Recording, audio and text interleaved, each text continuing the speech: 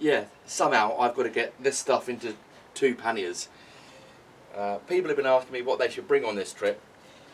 Well, this is just some of the stuff that I need to bring. So, yeah, I guess if you've got a really awesome fiance like I have, ask her to come in the car. That's the easy way around this, right? Well, to be fair, most of this stuff here is gonna be kind of condensed down, but obviously I've got to bring like merchandise to sell on the road, collection buckets to try and convince the general public to give us some dollar. I've also got to bring things like GoPros to film the journey, which means that I need chargers and I need fittings on helmets and jackets and stuff like that. Because I'm recording, I need SD cards, and to save money on SD cards I need to back up the footage, so I've got to bring a laptop, and I've got to bring things like hard drives so I can back the footage up. I need a float, because hopefully people are going to buy merchandise on the road. We need, very importantly, a multi-block, because a lot of the B&Bs, hostels and stuff we have won't have more than 1 plug, and things need to be charged. Bungee ropes, because, well, let's be fair, bungee ropes are always useful to stop things flying off bikes. My clothing, of course, I've got to wear clothes. I don't think you'll be happy if I come naked on this trip, although if we hit 10 grand I will be skinny dipping. Whew. And then, yeah, we've got the actual merchandise stuff in here, with more collection tins and some funky flags you can put on the back of your bike. Also, of course, it's quite remote up in Scotland, so I'm being nice to all you people. We got a 20 litre can of fuel, which Kitty will have in the car. You have got to pay us for it, we're not that nice. So if you break down, Kitty will come to your rescue and give you some fuel. This is full, I'm really that strong. First aid kit, of course. Do you know what? I mean, I'm kind of really lucky on 2 scores, because my background is filming. Still do have my own film production company. So I've always had loads of cameras and stuff like that. But my fiancée is very supportive of my obsession. So a lot of the GoPros have been Christmas and birthday gifts from her. So I've got just a ton of GoPro stuff, which is epic, because it means that I can record this entire adventure so that we can all look back at it and enjoy it. And I'm going to make it my mission that every single rider on this trip gets some video time. So I'll come up and say hello to you with the camera, you can tell us about your bike, why you're doing the trip, that kind of stuff. Don't worry, Derek, aka The Silence, I know you're not that happy with talking on camera, so I will do a hidden camera for you. No, I'm joking, man. If you're not comfortable on camera, don't worry, I'll just get some shots of you riding, you know. But it'd be nice to record this adventure in any way that we can. So yeah, what else? Because people have been saying, what do we bring? Well, the most important thing is your bike, because it's a long way to walk otherwise, 3,000 miles. In terms of your bike, make sure you've got a breakdown cover. I am insured with MCE, who I know aren't the most popular insurance company in the world, but I've never had a problem with them. However, I do have nationwide breakdown cover with them, but when you read the small print, it says within a certain radius of where you live. How that's nationwide, I do not know. So, I have just paid 99-ish quid for personal cover with Green Flag. Amazing. How did I not know this existed, right? Personal cover means whatever vehicle I'm in is covered, because I'm covered, not the vehicle. So I've got my fiancée Kirsty named on that as well. So whatever bike I'm on, whatever car I'm in, and whatever, well, she won't be on a bike, whatever car she's in, you will be covered by Green Flag. I mean, that's just ridiculous, right? So if you haven't got that, get on it. Make sure you've got everything they can give you. I've got the full kit and caboodle for, I think it's about $97.50 or something. And no matter where you are, they'll come and recover you, and they will recover you to either your home or the nearest garage, whatever you choose, if you have the maximum cover. And why wouldn't you? I mean, that's a ridiculous amount of money for what you get, isn't it? That's just superb. So, huge tip, get on Green Flag, or other breakdown providers are probably available. I just like them. You need money, because you need to pay for your accommodation, you need to pay for fuel, you need to pay for food. I've been able to organise some tables for us, but again, you've got to pay the food. I'm not that wealthy. And I think that's the most important thing, is breakdown cover, money for fuel, food and whatever else on the trip, warm clothing, safety clothing. And also, guys, look, I know some of you might be anti-vax and anti-mask and all that kind of jazz. each to their own, I'm not going to judge, but because it's a charity event, we need to adhere to the rules, because if you mess around, it goes against the charity. So make sure you've got a face mask, and if a venue asks you to wear a face mask, just put it on. It won't hurt, will it? So that's the key thing to take away from that.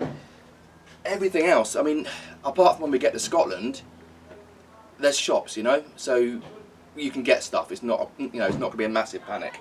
But can you believe this, right? With all this stuff that I've got here, my entire life used to fit in this rucksack.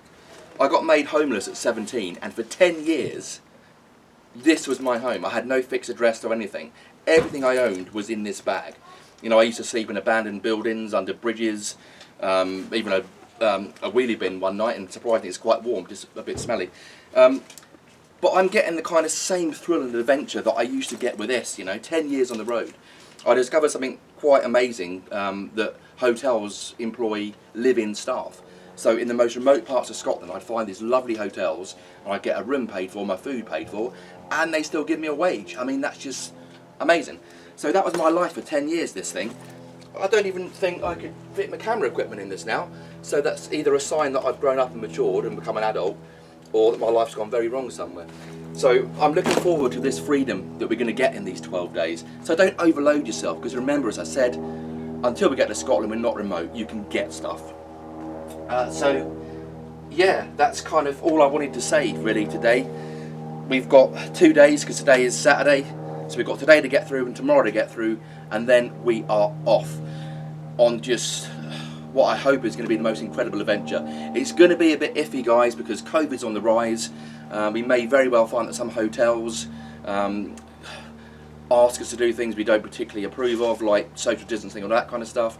We might also find a few of the pubs at the end of the day turn us away if it continues to rise, because, you know, 30 odd bikes turning up for a drink might cause them some problems. So I think we saw recently a pub in Leicestershire got fined £1,000 for not maintaining social distance, and I'm sure they don't want to take that risk.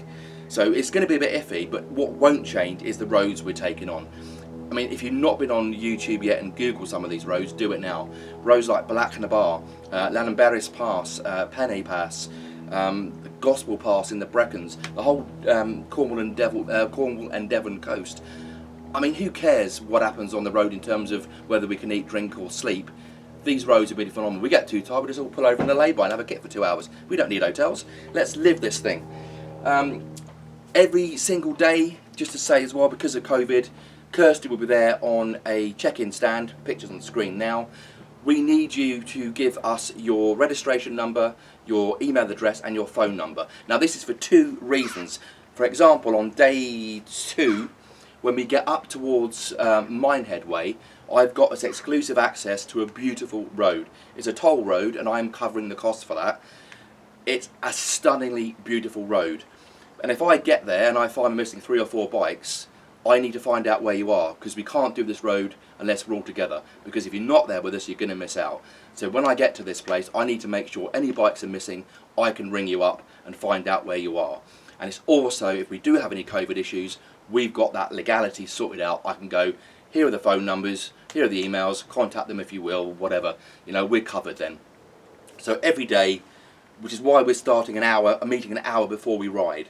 So we've got time to get there, meet everybody, have a chat, do some filming. I'll be going Facebook Live every single morning throughout the 12 trips to kind of talk about the day ahead, and also probably the end of the day as well. So 12 days, 3,000 miles. Hopefully then we'll have a nice video diary, and that's when I'll try and get you involved. So while I'm messing about with filming and stuff, you guys could be going to see Kirsty, signing in for the day ahead. There'll be the route on the table which you can take a photo of. I can't afford to print 30 copies of that document out, so you can take a photo of that and then you've got your route for the day. And last thing is, remember, I'm not encouraging you to ride as a pack, though if you can, amazing, because riding as a pack is phenomenal. But I don't want the responsibility of the second man drop off and making sure you're all there. So the ride is your ride. You will have the postcodes for the start point, the middle point and the end point, so if you lose the pack, you know where you're going. You will also have the photo of the route on your phone with the roads that we're taking.